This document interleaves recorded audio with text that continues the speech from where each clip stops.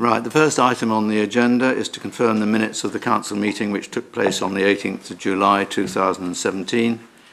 Are you agreed that I sign these as a correct record? I will sign these later.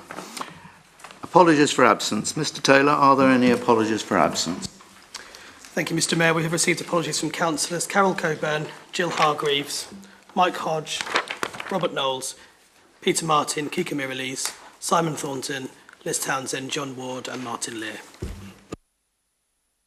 Thank you. In accordance with the Waverley Code of Conduct, do members have any non-pecuniary or disclosable pecuniary interests to declare? Mr. Taylor? Thank you. Councillor King and Councillor Gray have both declared a non-pecuniary interest in Executive Minute number 51 regarding disabled parking. Are there any further declarations? Councillor Frost. Mr. Mayor, I declare an interest in item 51 as I hold a blue badge. Any other declarations? No? Right, we will then move on to item 4, which is Mayor's announcements. Just two. My wife and I visited May and Koblenz, our twin town in Germany, a few weeks ago. Had a very interesting time, or rather a full programme. However, you will be relieved to know that your mayor and mayoress did not engage in any loutish Brits abroad behaviour. So, at least I don't think we did.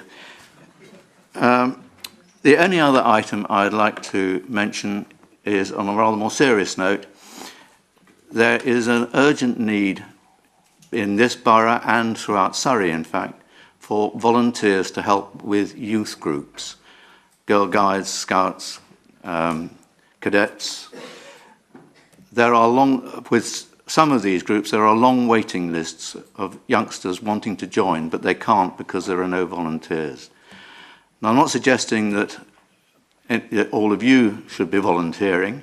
I know you all have a very busy lives, but you may know of people who would make good volunteers. And it is a really rewarding thing to do. And these youngsters really do need these organisations. It's a very good grounding for them. They're all apprentice adults, and they need to learn how to behave as adults.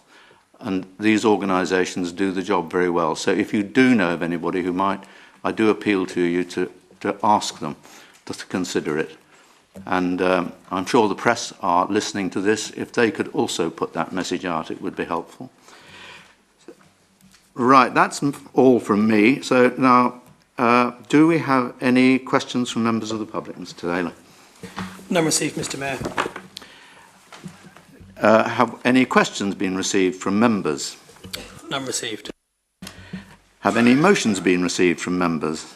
None received, Mr. Mayor. This is going swimmingly. Right, we move on to the rather more serious business of the evening. Minutes of the Executive. Leader of the Council to present.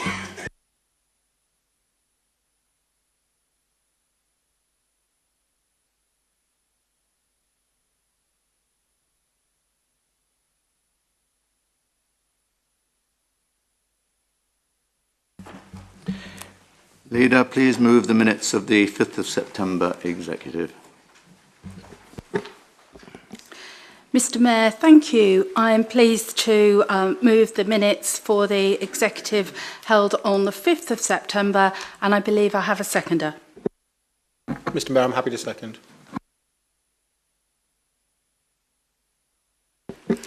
Mr. Mayor and fellow councillors, you will see that there were no recommendations to Council falling within Part 1 on this Executive that was held. However, there are a number of matters of report within Part 2, and I believe there are also speakers to those items. Thank you. Right, item 51 on page 9, Councillor Band. Thank you, Mr Mayor. What I'd like to do, Mr Mayor, is to congratulate the Executive and the portfolio holder on the work which they have done in consulting on the revised arrangements for blue badge parking and the parking charges. I think the solution that they've come up with is eminently satisfactory and realistic in the light of our current financial situation. I'd also add that in my discussions with disabled people, the first thing they want to do and ask to be done is to be treated as far as possible as normal human beings.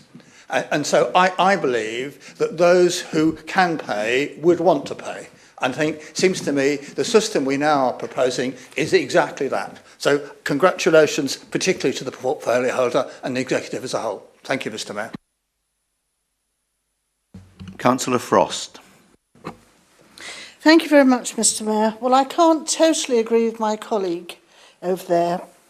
And whilst I am disappointed at this decision, and I have had a number of people write to me talking about it, I do understand the reason for it. We are in a dire position and we do need to, in fact, look at everything that we do. I do, however, feel that this has dragged on rather a long time, because when it was first mooted, we had not consulted. And it was only after various organisations said, but you haven't talked to us.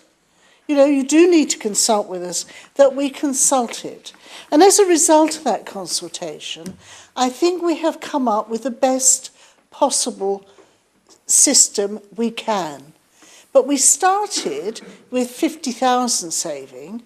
We've now issued 400, I think, permits. Mind you, we have got 5,000 people with blue badges in the borough. But I do think that when we do something like this, we are talking about vulnerable people. And whilst it's fine for me, I can reach the machine, you know, I can use my phone, some people can't. But I think we have addressed that. But please, please, Leader, could we ensure that when we are doing anything involving a group of vulnerable people, we do consult fully before they have to go through several months of not knowing, of scaremongering in the local press. And I think that would be very helpful to the people of the borough. Thank you. Councillor Mulliner. Thank you, Mr Mayor. The problem about going third is that everything that you wanted to say has been said already. So rather than take up the Council's time, I shall simply say that I agree with the majority of the points.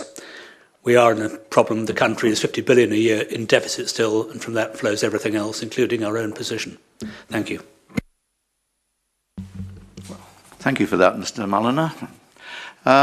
Right, moving on to item 52 on page 9, Councillor Ramsdale. Thank you, Mr Mayor. Referring to the budget management report, I believe the detail of it included an item that the financial impact of the traveller incursions was held to about £40,000. When you think of the amount of damage, the amount of concern, the anxiety that caused, that seems to be remarkably well done. So I'd rather hope that the Council would join me in praising the efforts of our enforcement officers and of the officers that run our parks and recreation grounds, and praise them, one, for their financial effectiveness, and certainly in the case of the last recreation ground they cleared, the fact that they managed to do it within 4 days, including a weekend, and the staff were in working over the weekend. So good job all round, and perhaps the senior officers here could take that back, please. Thank you. We now move to item 54 on page 10, and I have Councillor Bolton. Thank you, Mr Mayor. We will include, this is a brief report of what progress we've been making in the panel referred to. We will include our share of the voluntary commissioning partnership budget, £42,000, with existing SLA money. We feel, the panel, that as organisations are now used to working through SLAs, that the agreements which we anticipate should be strengthened to include targets where appropriate, as well as stronger outcomes and outputs. This would vary where appropriate to the organisation. Some possible targets could include establishing membership fees a requirement to decrease costs per client, and a requirement to provide up-to-date accounts on time. The panel also felt that the overall partnership working in cooperation with the Council should be a key target for all organisations. In conclusion, we feel that the role of the member representative will become increasingly important in light of any possible strengthening of the SLAs. We feel that the member representative role will be clearly set out in the agreements, and discussions should be held with Democratic Services to agree a member representative policy. Thank you, Mr. Mayor. Councillor Mrs Else. Thank you, Mr. Mayor. I would just like to say that I fully support the SLA scheme. I think it's worked really well over the last nearly 3 years. It's a really good way of us maintaining an element of control over where we put nearly £750,000.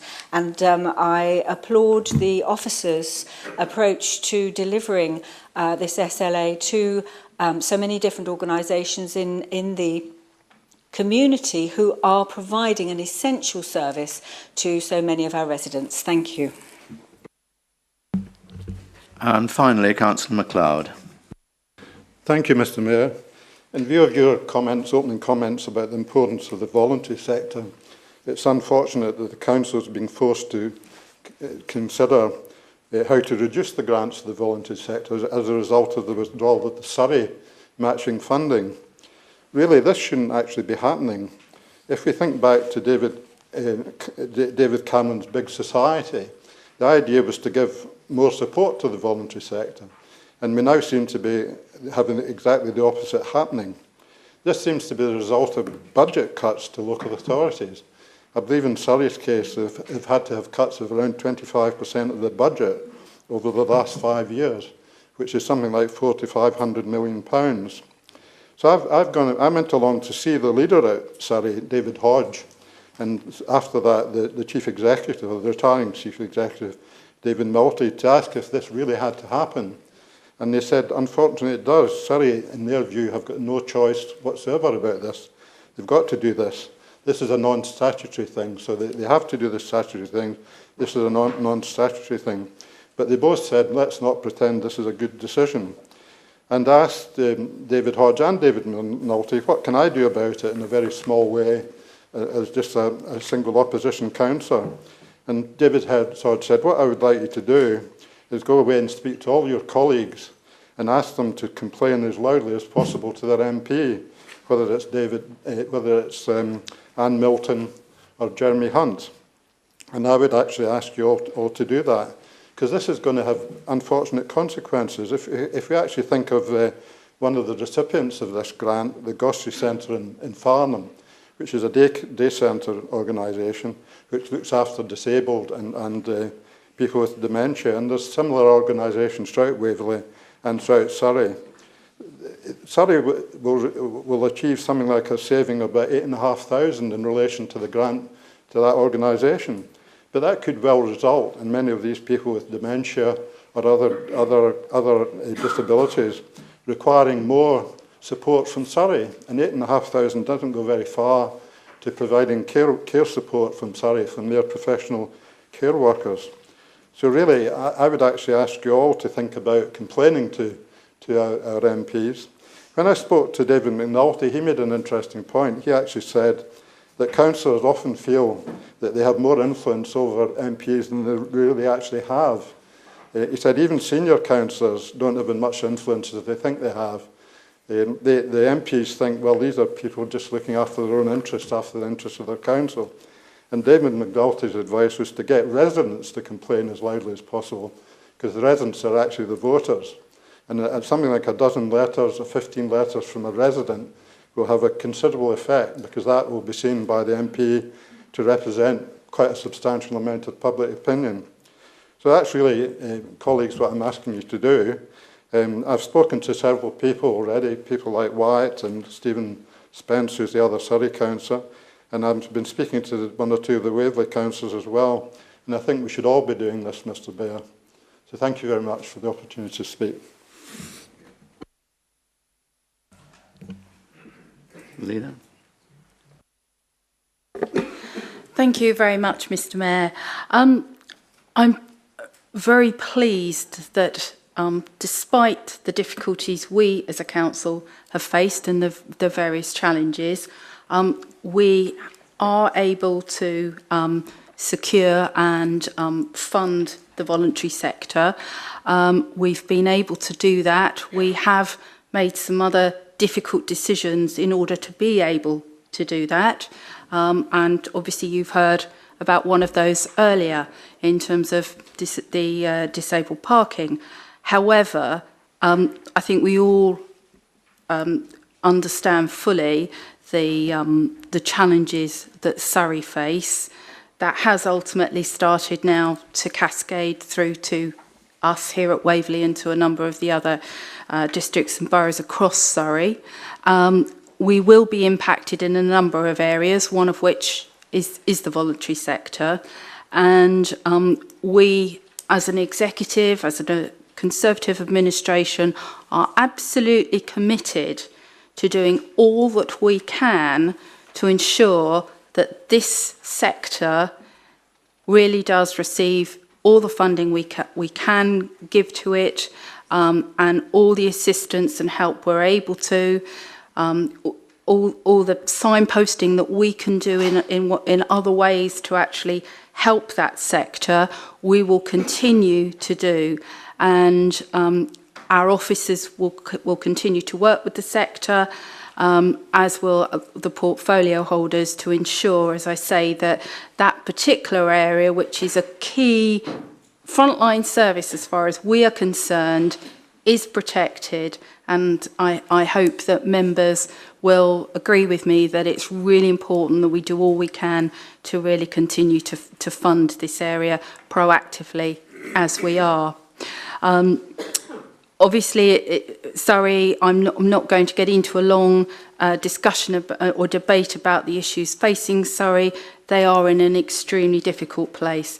It's for us here at Waverley to do all we can to ensure that we deliver, as far as we can, the right services, the right frontline services to the voluntary sectors and ultimately to the residents, many of whom are the most vulnerable within our community. Thank you, Mr. Mayor.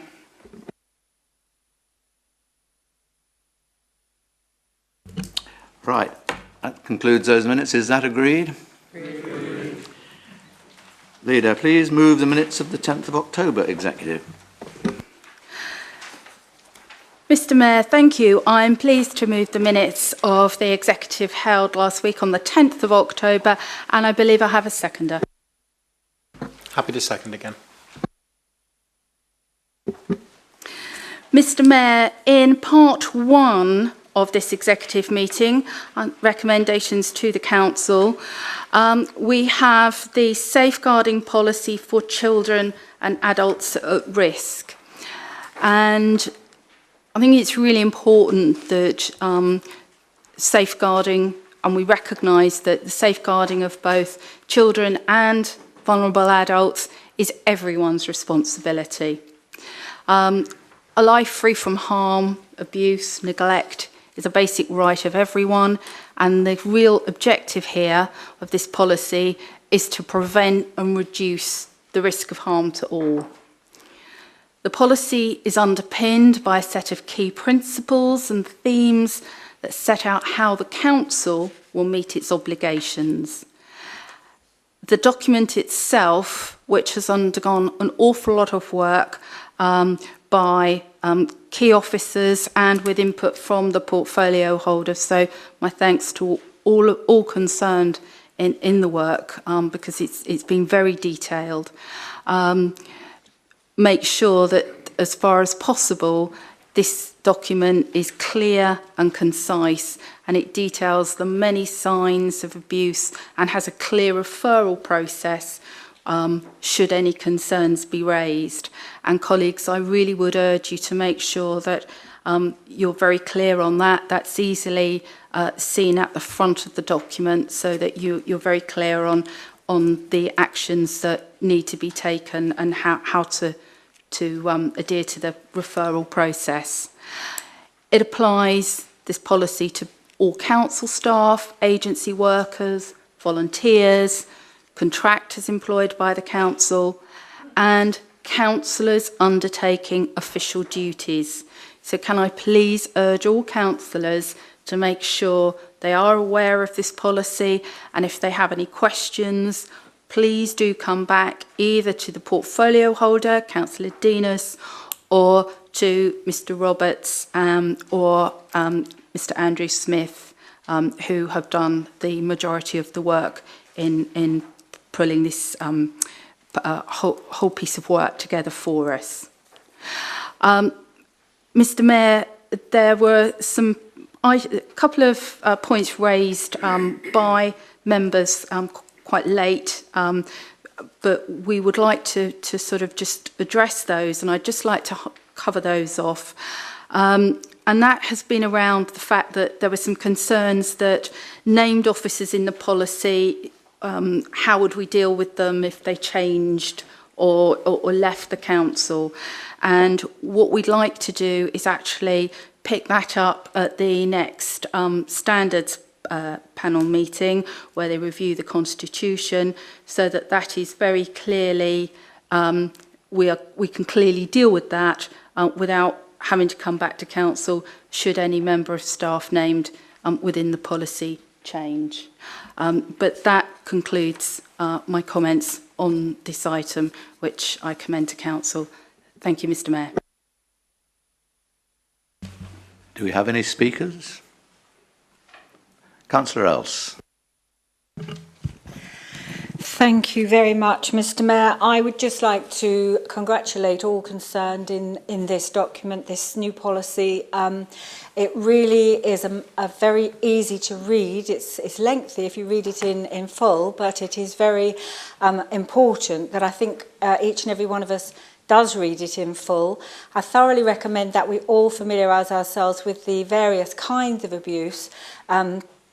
There are, I believe, about 9 kinds of abuse, and some can remain quite hidden, and it's quite an interesting thing to understand what all the different kinds of abuse, how they can manifest themselves and how they can actually be hidden, and how we might be able to help one day. So it's really worth reading the document, and I congratulate the portfolio holder and the officers on a really good document. Thank you. Councillor MacLeod. Thank you, Mr Mayor. Just to say that the Community Wellbeing ONS Committee were very impressed by this document and the presentation that we got on it. The amount of abuse, although it comes from a tiny number of people in society, of children and adults, is still shocking. So this should be a very high priority. I'm pleased to see the high priority that the Council gives to this area. Thank you, Mr Mayor. Councillor Ellis. Thank you, Mr Mayor. Licensing is a very significant service as provided by the Borough Council, and I do believe that the licensing issue has a very important part to play within the safeguarding policy. Currently, Waverley has over 240 licensed drivers and taxi drivers, I beg your pardon, and private hire drivers, and also a lot of vehicles licensed for this sort of operation in Waverley. The officers and the members of the committee are currently working towards a generally common policy document with all of the other boroughs and districts in Surrey, and we are currently in consultation with them. We would expect this document to eventually form part of the borough safeguarding policy. Just very briefly, because it's not been finalised yet, but we will be expecting new drivers to pass the CSE training before they are licensed. Existing drivers must pass the test within 1 year of adoption of the requirement.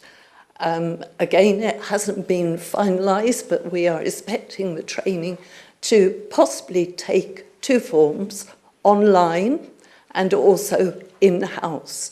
And we put this to the taxi drivers liaison meeting, and they were generally in favour of the proposals. The primary function of licensing is to ensure all drivers and operators are fit and proper, and to protect children and vulnerable people from exploitation. I fully support the proposals. Thank you. Thank you, Councillor Ellis. We move on to Councillor Gray. Thank you. I'll be very brief. Comments have been made by councillors. I'd like to endorse this policy. I think it's very important to us as a borough that we're seen to be involved in understanding what we have within the borough, especially to members, and I'm pleased that members have been included in this policy. And I would ask that we do go and put training in place for members and do it on a regular basis. It's very easy to read this, to go away and say, well, I've read the safeguarding, but I think it's got to be kept at front of mind. There are a number of councillors here who are active in their communities, and there just may be instances which we can alert through the system and help to make life easier for vulnerable people. Thank you. Thank you. Councillor Byam. Thank you, Mr. Mayor. This document actually was published at a very opportune time for me. I'd had a request of a statement of concern from a resident about the safety of a family and their children, which obviously interested in exploring and reporting on. And immediately I'd gone home to, having told her to probably take one route, I came home, found the draft document, read it, and was able to go back and re-advise, and hopefully that person will be able to take forward their concerns to the right authority to deal with it. So it was interesting to me to read that safeguarding, as we say, it hits us in all sorts of different ways in our working life as councillors, but in our life as individuals as well, as caring citizens, and I welcome the document. I do make the same comment as somebody else with regard to length. It took me rather a long time to read the document from front to back. Hopefully we will be able to see it at some stage or reline it so that it is actually more easily readable when we go back to look at things in the document. But other than that, I welcome the whole thing. Thank you. I think that's all the speakers, unless somebody else wishes to put their hand up. No? Right. Oh, Councillor Goodridge, sorry. Thank you, Mr. Mayor. I also endorse this policy. Having drafted a similar policy for a national organisation of which I'm a member, I know the pitfalls that one can get into when it comes to safeguarding for children and vulnerable adults. I think I see that from the leader that the standards panel is going to be asked to get over the problem of named people in this. Would it not be simpler just on page 53 to actually delete the names? I'm not making a formal proposal, but they've got their titles there, and it seems to me the titles are important rather than the names that go with them, which would solve the problem without the necessity, it would appear, to have to come back. And I appreciate the phone numbers and contact details may get out of date, but I just wonder whether that would be helpful. I mean, I think too, I am not sure of the situation so far as councillors are concerned, and the leader may help as to whether we are all, or should be, DBS checked. I have enough DBS certificates to wallpaper my loo, and I'm quite happy to another one.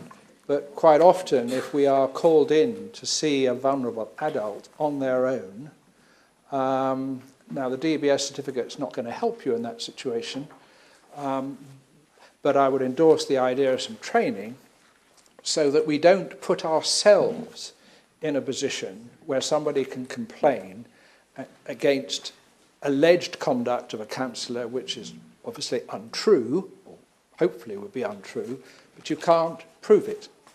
And therefore, I think some sort of practical guide on how we deal with vulnerable adults within our wards when somebody contacts you with some training and question mark the situation over DBS. Now, I've been on the council so long I don't remember ever having one, but there may be others who have. I have no idea. Thank you, Mr. Mayor. Thank you, Councillor Goodrich. I have just been passed a note by officers that to the effect that we could ask Surrey for training, as they have all to do it as corporate parents. Parents, yeah. Right. Right, well, I think the burden of that is that Surrey could be asked to provide the training, yes. If there are no other speakers... the leader. Yeah. Leader, I'll ask you to sum up.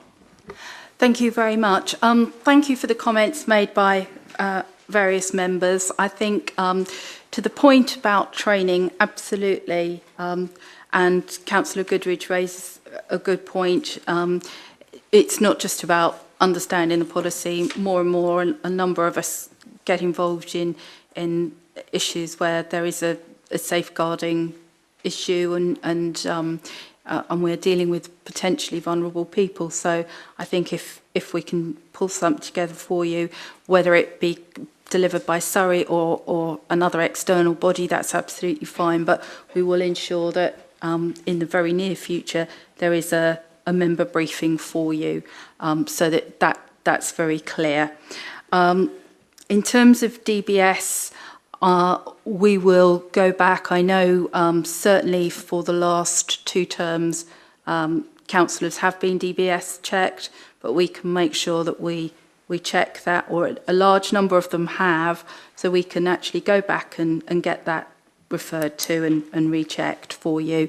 And there was one other comment in terms of the item actually coming back to the standards panel for the Constitution, and I was advised earlier that we actually did need to go that route at this time, so I won't bring an amendment in tonight for that very reason, but thank you very much for raising it. Mr. Mayor, that concludes my responses to that item and part 1 of the report. Thank you. Well, councillors, the recommendations are recommendations 15 and 16 on page 44. Just before I ask you to vote on it, the first one, 15, there's a typo there. It should read, the safeguarding policy for children and adults at risk be adopted. The words to the council will be taken out. I'm not proposing an amendment. I just don't want you to vote on something that doesn't make sense. So, are those two agreed? Right. Moving on to part 2, item 60 on page 44, Councillor Frost. Thank you very much, Mr. Mayor. I really wanted to speak very quickly on 2 of those items, which is there. Only on item 2 to say about time. And I'm sure the business community will be very pleased that we're going to do a pilot on business rates. But I really wanted to talk as well about on item 5. This has been going on for some time, this whole business about the community rooms in our sheltered units. And I do wonder why we are carrying forward 140,000 for this project. We've done it before and we keep doing it. And it seems to me that if we're going to put money aside for a project, whatever that project might be, we get on and do it. Otherwise, we spend the money on another project. But all we're doing is we're piling up the money in reserves to do this again. So in a few months' time, we'll be back to square one because it'll be the end of the financial year and we're going to actually carry it forward. So I would urge us, if we are serious about these projects, please get on with it. Originally, this one was delayed because there was no consultation for local members. We're back to consultation again. So please, let's spend the money. Right, item 61 on page 45, indoor leisure strategy. Councillor Band. Thank you, Mr. Mayor. I welcome this revised new indoor leisure strategy, building as it does on its predecessor, which in turn led to the major investment in our leisure facilities, which also generated perhaps the most effective spend to save project this council has ever seen. So indeed, I look forward to the ongoing options appraisal coming forward for future investment in these leisure facilities. However, this is only part of the story, because I believe our biggest leisure facility is actually outdoors. I mean, our wonderful countryside in this borough, the many sports clubs in our towns and villages, many of whom own their own playing facilities, and our children's playgrounds. So I look forward to this council, I hope will be coming forward with an outdoor leisure strategy, which can be taken forward in parallel with the indoor facility strategy. And I hope that equal weight will be given when considering the overall leisure strategy to the outdoors as well as the indoors, and equal support given to both branches. Thank you, Mr. Mayor. Well, judging by the number of cyclists that passed my door at the weekend, you've got a good point there. We move on to item 63, reports from ONS. Councillor Frost. Thank you very much indeed, Mr. Mayor. I'm referring to item 5. As a former Surrey County Councillor, I'm only too well aware of the problems faced by Surrey County Council. However, I'm getting increasingly concerned that the vulnerable are being targeted. Maybe targeted is too strong a word, but that's how I feel. Targeted for cuts in certain things. And when we learn that, in fact, the people in our shelter homes are going to be targeted by the reduction in the benefits that come to this council to support them, I am appalled. I do know that Surrey is finding it difficult, but it is not impossible. And I think they should have made far more effort to actually continue with this particular grant. I take my hat off to our tenants panel, and I think we should in fact put in the minutes our congratulations to them for going up to the Cabinet meeting at County Hall and actually talking to this issue. Our tenants are well served by the tenants panel, and I think they have done an excellent job in trying to convince, failed, but trying to convince Surrey County Council to actually give us this grant. As I say, I'm appalled that once again the vulnerable are being targeted. Thank you very much, Mr. Mayor. Thank you, Councillor. And Councillor MacLeod. Thank you, Mr. Mayor. I have to support absolutely everything Councillor Frost has just said, so I don't need to say it again. Much of what I said in relation to the voluntary sector applies here again. Surrey are withdrawing 178,000 and that leaves us with a real problem. And I've been in to see the 3 homes in Farnham. They're very well run homes. The residents in them are very, very happy indeed. And some of them are very distressed now about the prospect of losing the wardens or losing part of a warden. Longer term residents have told me that 12 years ago there were 3 members of staff in each of the homes, and it was at that time reduced to 2. About 4 years ago it was reduced to 1. Now 1 they're just about managing, in fact, and they've got the problem when any one of the wardens is off sick or on holiday, they have to cover for each other. But if you only had 4 wardens covering 8 homes, it would just become impossible. And I have to say that I do care a great deal about this, but I know that the leader cares a great deal about it as well, because she spoke to me about it. She knows some of the residents of these homes. And I'm sure that Waverley will do everything they can, as she said about the voluntary sector, to continue to support the homes. And we have to try and come up with something imaginative to try and keep these wardens going, because they are actually the heart of the home. They're what actually keeps the home going. So we must do something about this. And again, referring to the MPs, I'm certainly having a go at Jeremy Hunt about this. I've spoken to him about it already. I'm going to have a meeting with him about it. He, as the Health Secretary, should be very concerned about this, because this again will have knock-on effects for Surrey.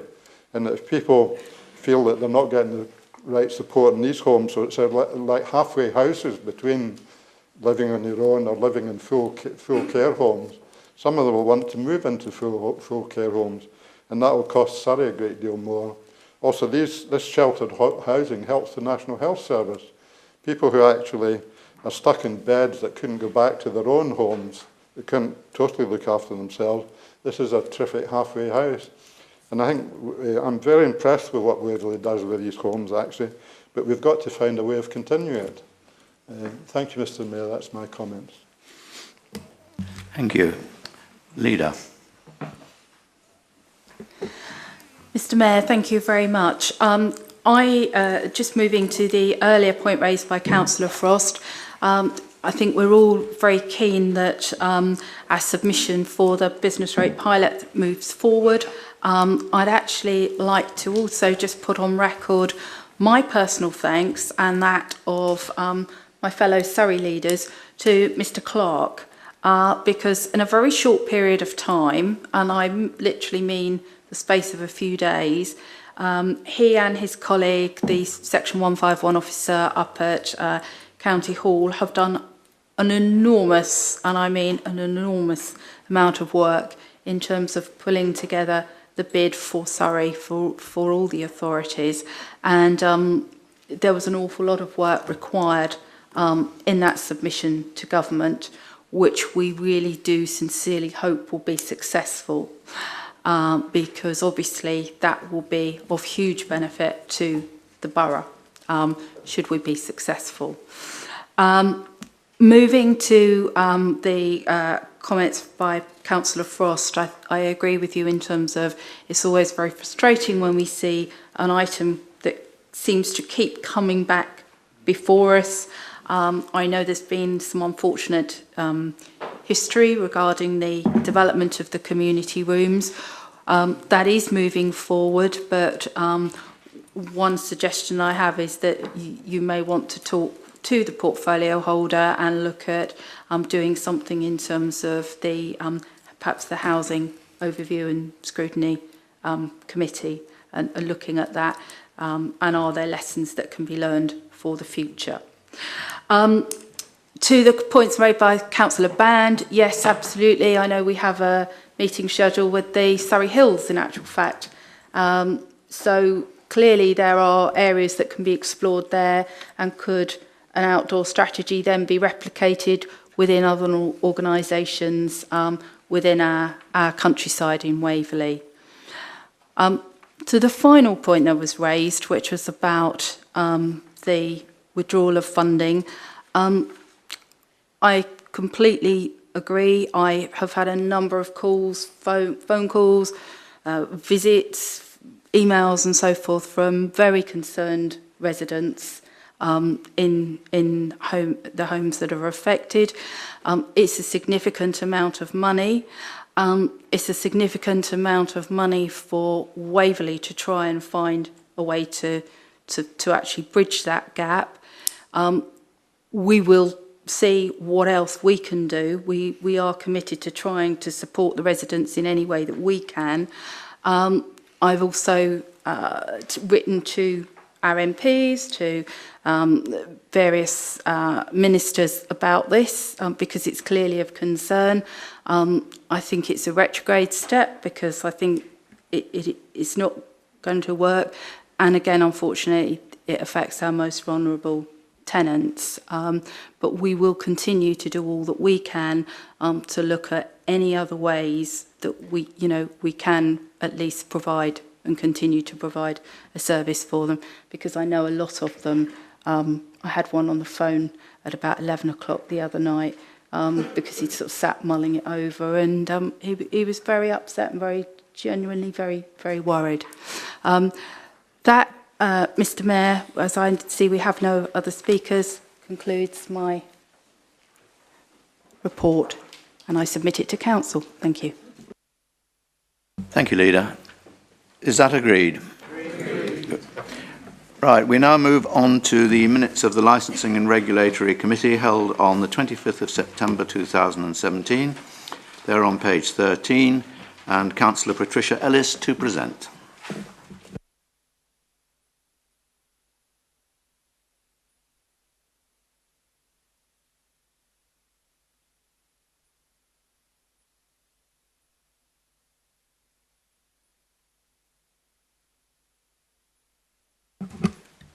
Thank you, Mr. Mayor.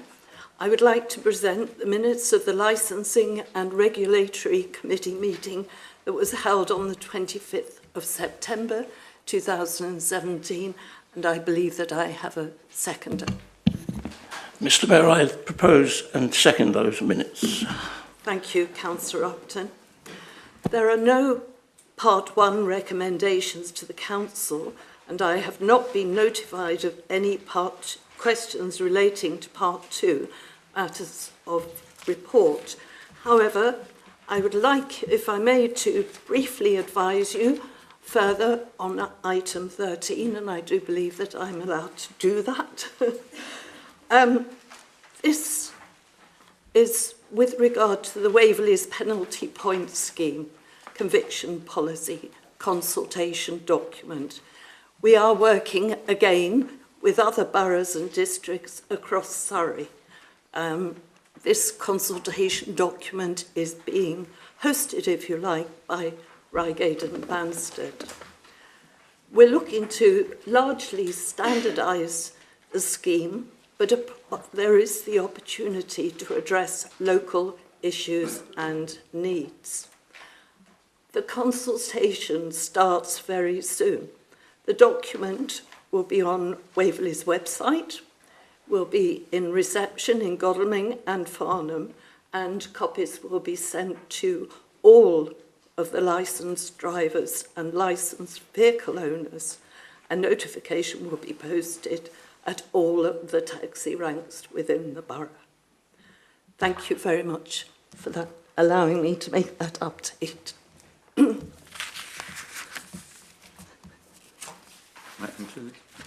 That concludes the minutes of the Licensing Committee meeting. Are they agreed? Agreed. Thank you, Mr. Mayor. Item 10, minutes of the Standards Panel held on the 3rd of October 2017. Councillor Michael Goodridge to present. Mr. Mayor, it gives me pleasure to present the report of the Standards Panel held on the 3rd of October 17. I believe I have a seconder. Pleased to second, Mr. Mayor. Thank you. We have one item under Part 1 relating to constitutional revisions, and you will see that we covered 3 or 4 areas. The first and perhaps most important is the regime for apologies for committee meetings, and that currently it's 12 o'clock of the day of the meeting, and it is proposed that this be moved to at least 4 clear working days before a meeting, so that we have the practicality of ensuring that substitutes can be sought, can be in place early enough, particularly in joint planning, so that they can attend a site meeting and so on. Therefore, we're proposing that this should happen. And for those that can't count and can't work out what 4 clear working days is, when agendas arrive, it will have on the front what the deadline of the time is when the 4 working days, and i.e. when the apology has to be made. It has been mentioned to me that there are unforeseen circumstances may arise which you weren't aware of, so that you have to apologise after the 4-day period. That, of course, is fine, and good manners dictates that you should do it. So in the example that I was given of falling down the stairs and breaking your leg 2 days before a meeting, that's fine. When you reach the bottom where the telephone is, you ring Democratic Services. You ring Democratic Services, inform them that you have to apologise, and then ring 999 for an ambulance. That's the first alteration. The second alteration relates to audit, where they are having potential problems in being quorate, and there was the option of either having substitutes for audit or increasing the size by one, and it was unanimously of the view, and I think Audit Committee agree, that it should be increased from 7 to 8. One other matter that has been raised to the Standards Panel was whether or not we needed to have the political balance when dealing with substitutes, particularly in the question of when we're in a quasi-judicial role, and I'm advised that we do have to continue that, so we can't make any changes there. And finally, the panel was asked to look at the informal working group protocol, and you can see we've made on some amendments to that, so that on informal working groups will consist of any member of the Overview and Scrutiny Committees and the Audit Committee, because when it certainly deals with financial matters and other matters, audit have an overview and scrutiny role in a way, and therefore it's recognising that. And so we have the recommendations 4 to 7, and I'm happy to answer any questions. Thank you. Are there any speakers? Councillor Gray. Thank you, Mr. Mayor, and be brief. I'd just like to thank the Standards Panel and Councillor Goodridge for the conclusions on improving the workings of audit. We have come down a journey with ONS and the new ONS, and I think the arrangements that have been discussed informally have worked quite well up to now, but it's nice to get those formalised and put into the protocol. So thank you, and I'm fully supportive of these proposals from an audit point of view. Any other speakers? No? Councillor Goodridge, do you just sum up? None, except to thank Councillor Gray for his remarks, and that concludes it so far as I'm concerned, Mr. Mayor. Right, the recommendations 4 to 7 on page 20, are they agreed? Agreed. Thank you, Mr. Mayor. There are no matters in part 2, and that concludes my report.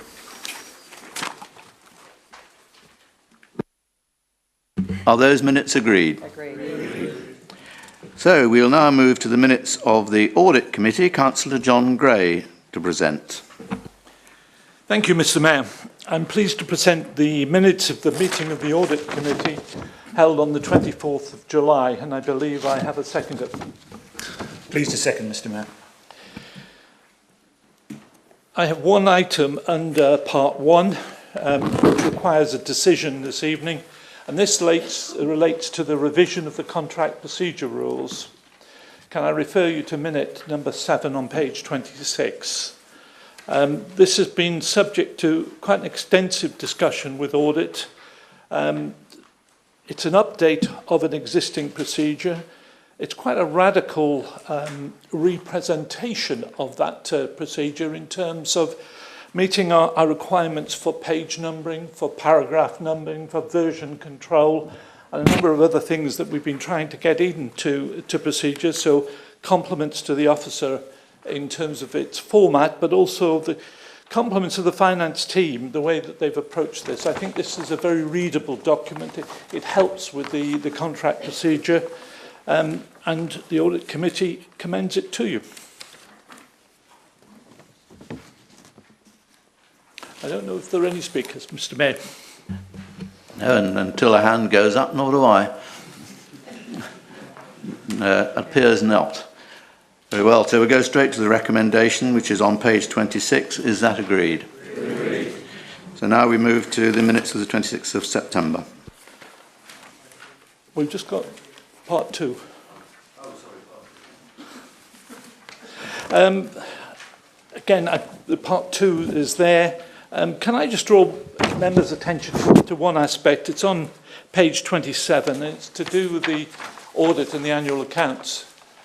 This is about the third year that I've been involved from an audit point of view, and it's very good to see the compliments that comes through from the audit committee to the finance team. This year we've had to speed up our production process so that we can bring forward the production of the annual accounts. It's been done extremely well by our officer team. I think our auditors probably found it slightly more arduous than we did. It has to come in next year and we have to do it for real. But we've made great improvements in that area, and as I say, the compliments from the auditors to our staff for the high quality of working papers and the efforts that go in. So I'd like us to record our appreciation from the finance team. Are there any speakers, Mr. Mayor? We have no speakers in part two, no. Okay, that concludes my report on the minutes. Are they agreed? Agreed. So now we will move to the meeting held on the 26th of September. Thank you, Mr. Mayor.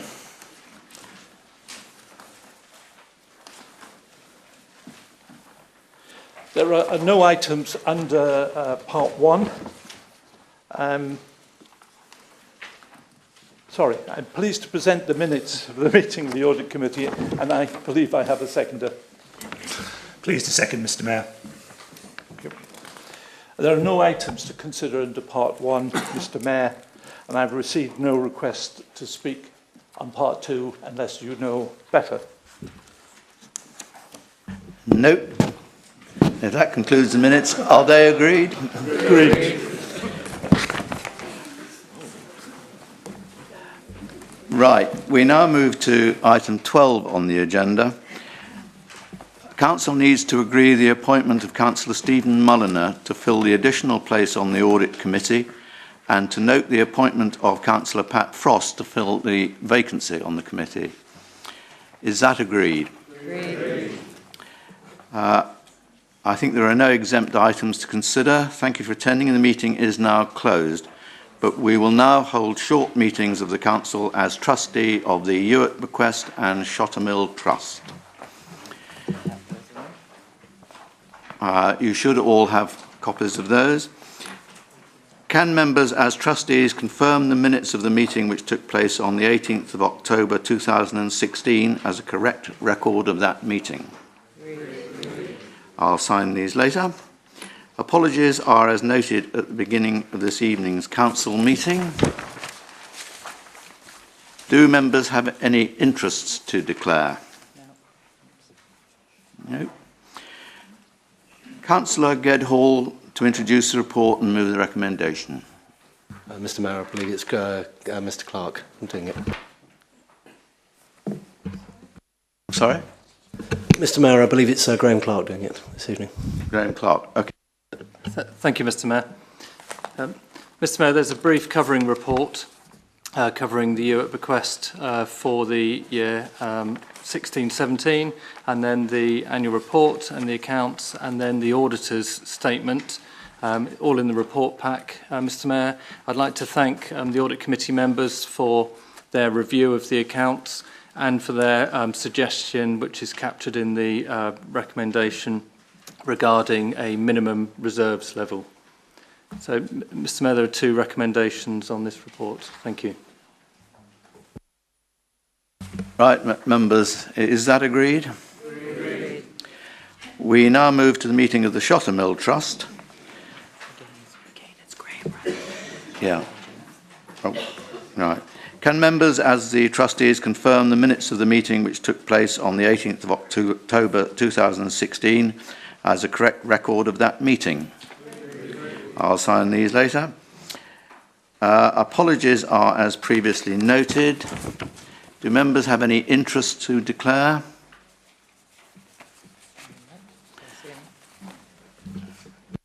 Mr. Clark. Thank you, Mr. Mayor. Mr. Mayor, there's a brief covering report, the accounts, the annual report and the auditor's statement. And again, the Audit Committee reviewed these reports, so thank you for comments. And like the previous trust report, we're also recommending a minimum reserves level for the Shottermill Trust, and that's all set out in the report, Mr. Mayor. Thank you. Thank you. Is that agreed?